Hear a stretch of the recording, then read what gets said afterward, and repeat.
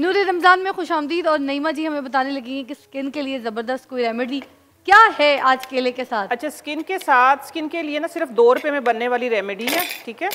बहुत ही लो कास्ट है इसकी, लेकिन जिन्होंने स्किन ख़राब कर ली अपनी फार्मूला क्रीमें लगा के, या स्किन जिनकी पतली हो गई या बहुत ज़्यादा चूल्हे का काम करते स्किन बर्न हो जाती है, तो उनके लिए सिर्फ 2 से 3 रुपए के अंदर अंदर ये ऐसी क्विक रेमेडी है कि आप लोग इसको अगर डेली इस्तेमाल करेंगे तो आपकी स्किन जो है वो रिपेयर हो जाएगी।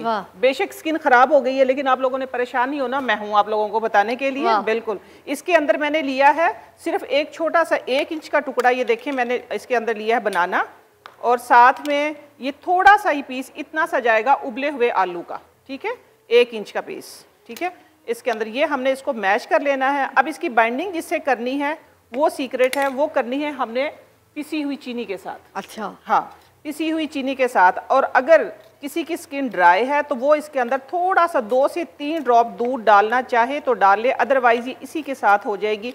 आप लोगों ने इसको जब स्किन के ऊपर लगाना है, स्किन के ऊपर लगाने से ये अपर लेयर जो मुलाजमा है या स्किन जो बर्न हो गई है, या हाथों की स्किन जो बर्न हो जाती है, आलू को उबालना जरूरी है। उबला हुआ आलू, हाँ जी, उबला हुआ आलू, क्योंकि इसकी डिफरेंट रेमेडी है ना। जो हम कच्चा आलू या कच्चा आलू का जूस लगाते हैं ना, वो है वाइटनिंग के लिए, एंटी एजिंग के लिए। ये है स्किन जो बर्न हो गई, जो स्किन झुलस गई है, या स्किन जो बर्बाद होगी, पतली हो गई है, स्किन की जो लेयर है उसको रिकवर करने के लिए, ठीक है। आप लोग परेशान नहीं हो, ये एक छोटी सी रेमेडी है, 2 से 3 रुपए में बनने वाली, और इंशाल्लाह आपके महंगे महंगे जो ट्रीटमेंट है उनसे आप लोगों की जान छूट जाएगी। चेहरे पे लेप बना के रखें, चेहरे पे लेप बनाए, ठीक है। ये देखिए ना, इस तरीके से ये देखिए, आपने लगाना ये है 20 से 25 मिनट, ठीक है, ठीक है। हाँ, ये सिर्फ 2 सस्ती सी रेमेडी घर में, हर घर में मौजूद होती। चीनी भी है, केला भी होता है, आलू भी है, लेकिन आलू उबला हुआ जाएगा। क्या बात है, जबरदस्त नईमा जी, थैंक यू सो मच। एक और जबरदस्त रेमेडी के साथ इस्तेमाल करके देखिएगा। मेरे पास अल फैसल जो है उनके यहाँ पर अल फैसल फूड कैनर्स जो है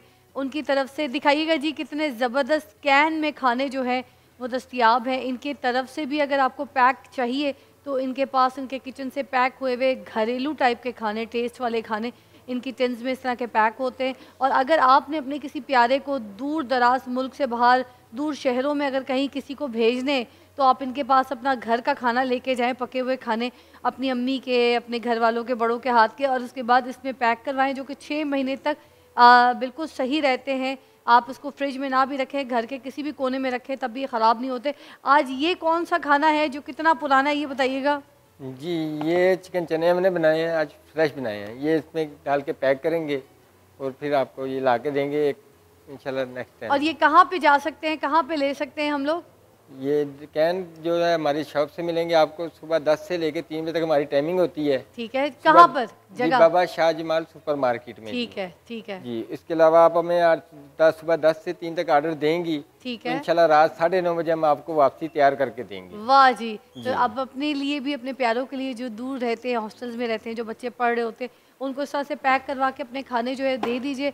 उनके लिए महीने महीने का स्टॉक कर दीजिए, ताकि आप यहाँ पर आसानी वाली ज़िंदगी गुजारें और अपने हाथ के पके हुए जायके खिलाएं। काशिफ साहब, जैसे हम कोई नई रेसिपी किचन में बनाते हैं और उसमें सपोज़ आलू हर एक के साथ पक जाता है, और हमने एकदम से आलू को किसी ऐसी सब्ज़ी या किसी ऐसी चीज़ के साथ पका लिया जो नहीं हो सकता, बट हमने ट्राई किया, ठीक है। अब वो भले अच्छी बनी, बुरी बनी, बट वी ट्राइड।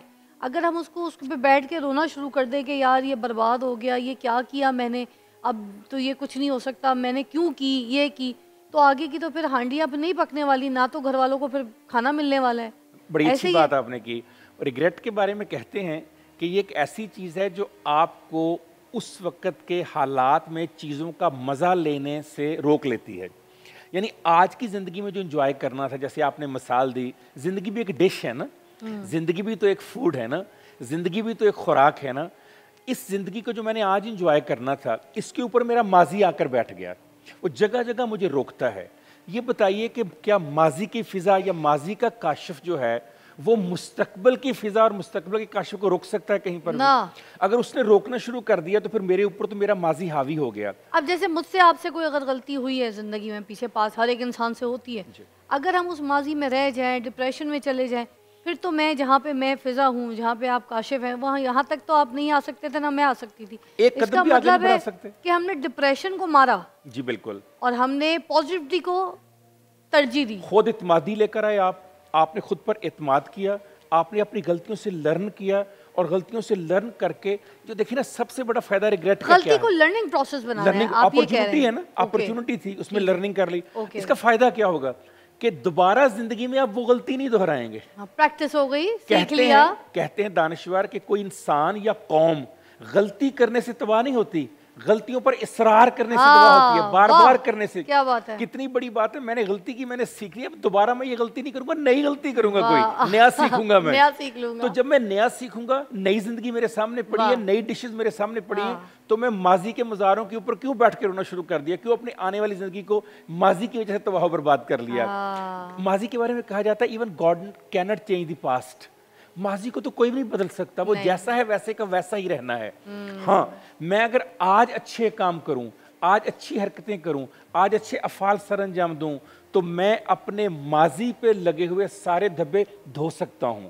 मैं अपने माजी में तमाम गलतियों की बेहतर अंदाज में आज और आने वाले दिल में बेहतरी कर सकता हूं। बड़ी खूबसूरत बात C.S. लुइस ने की। उसने कहा, मैं पीछे जाकर इब्तिदा को तो नहीं बदल सकता, मगर मैं आज आगे जाकर इंतहा को बदल सकता हूँ। मुझे इंतहा को बदलना है, इब्तिदा को नहीं बदलना। वो जैसी थी वो अच्छा, फिर एक और तरह भी देखिए फिजा, वो माजी में जो गलती मैंने और आपने की, उस वक्त हमारी उम्र कितनी थी, हमारा तजर्बा कितना था, हमारा एक्सपोजर कितना, तो सीख रहे हैं, तो हम सीख रहे थे। सीखने का प्रोसेस है। अब एक मेच्योरिटी की लाइफ में आप वो गलतियां कभी नहीं करते जो आपने 8वीं जमात में, 9वीं जमात में, 10वीं जमात में की थी। वो एज ऐसी होती है। अच्छा, उस एज में अगर गलतियां ना करें तो सीखें कहां से? बड़ी जरूरत होती है गलतियां करने की भी। गलतियां करेंगे तो सीखेंगे, गलतियां करेंगे। जब ये पेंसिल बननी थी ना, ये जो लेड पेंसिल है अमेरिका में, तो इसके पीछे इंजीनियर ने इरेजर लगा दिया। मालिक ने कहा, ये तुमने इरेजर क्यों लगाया, हम तो पेंसिल के पैसे ले रहे हैं। बड़ी बहस हुई। उस इंजीनियर की आखिरी दलील ये थी, सर ये इरेजर ये साबित करता है कि दुनिया का हर इंसान गलती कर सकता है, मगर उस गलती को मिटाकर दोबारा ठीक भी कर सकता है। तो जिंदगी में अल्लाह ताला ने मुझे और आपको इरेजर दिया। वो कौन सा इरेजर है? एलिमिनेट कैसे करते हैं कि आप आगे बढ़ें उस गलती से सीख कर, अगला कदम बढ़ाएं। और अगला कदम आपको बताएगा पिछले कदम ने कहाँ आपको रोका था, कहाँ आपके लिए मसला पैदा किया था, कहाँ आपके लिए प्रॉब्लम पैदा की थी। रिग्रेट में 2 चीज़ें बड़ी अहम है, उनसे बचने की ज़रूरत है, एक रिमोर्स और एक गिल्ट। फ़र्क क्या है? जो होता है ना रिग्रेट, पछतावा, वो होता है तख़य्युल में या इरादे में। जो होता है ना रिमोर्स, उसमें आप बाकायदा माजी में रहना शुरू कर देते हैं और अपने आप को दुख देना शुरू कर देते हैं। और गिल्ट में क्या होता है, बाकायदा बीमारी हो जाती है, आपको एहसास कमतरी का शिकार हो जाते हैं, गुनाह हर वक्त आपके ऊपर तारी हो जाता है। तो अल्लाह ताला ने तो कहा कि मैं माफ करने, उसने कहा मेरी रहमत मेरे गजब से ज्यादा है, तो फिर मैं उसकी रहमत के ऊपर क्यों नहीं आता, मैं उसके गजब के ऊपर क्यों आ रहा हूँ।